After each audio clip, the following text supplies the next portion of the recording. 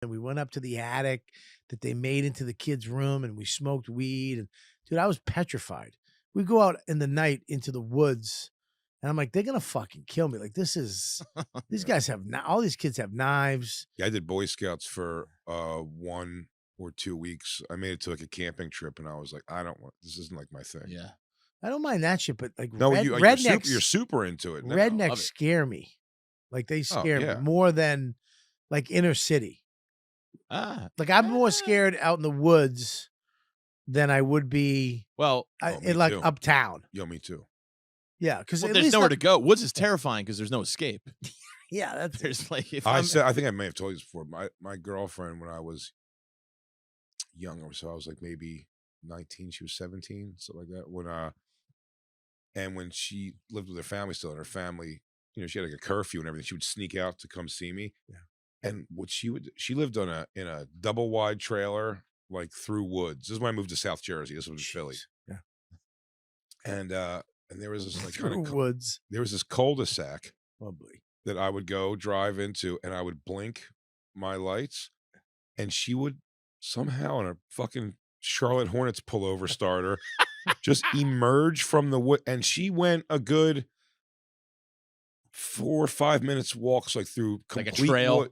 Not a trail. No. She went because she jumped out of her window and just would go right into wood. Yeah. Yes, so she just kind of went through woods. She had a machete and would just emerge out of this thing and come fuck, and then I'd drop her back off, and she would just disappear back into the woods. You sure this wasn't like a witch that you were fucking? Yes. Well, my dad, Shoeless Joe, told me if I go there, she'll come. If I just believe.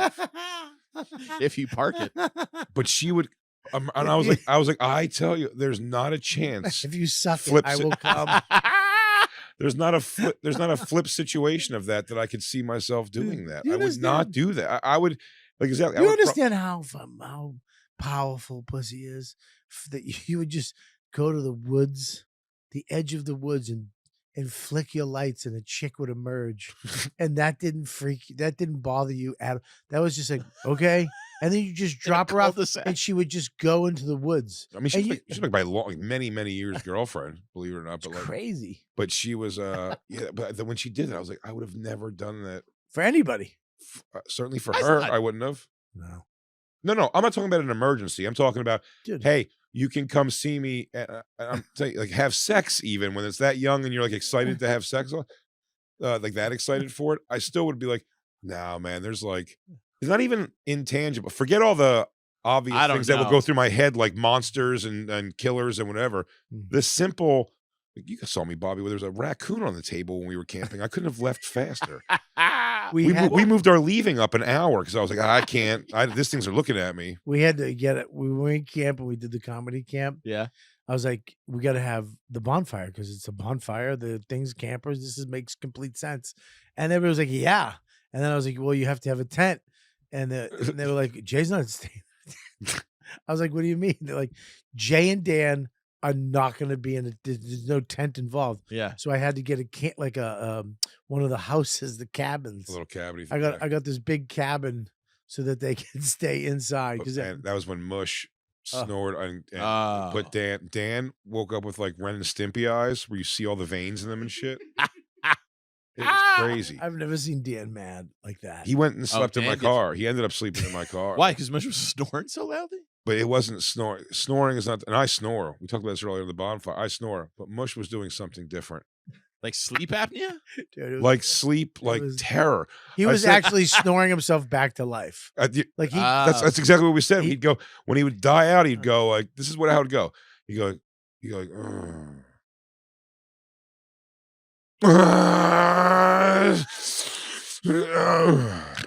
and every time he was done snoring, it seemed like he died. Sleep apnea. Sleep apnea. No, dude, he's little deaths.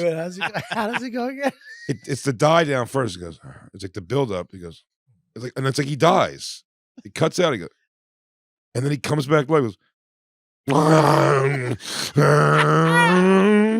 was so disturbing, dude. I caught it on video. It's his soul. Dan started blaring classical like chamber music in his headphones. I'm like, what? He goes, it calms me. Dan was so angry. I'm like, what a fun fact about Dan. I feel bad for Mush because Mush was He hated it. He was so sad because he I'm was like, sure he felt he's like, I'm terrible. so sorry, I'm sorry, and he would try to stay up Oh, to let Dan go to sleep, because if Dan could go to sleep, then he could go to sleep. You know what I mean? But I don't know, he would because crash. I'd be more pissed if I was sleeping soundly and then got woken up and wasn't be able to fall back asleep. Me and Christine were just woofing in our room. We didn't give a shit.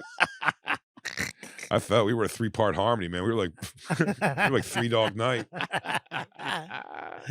Oh, fucking A, dude.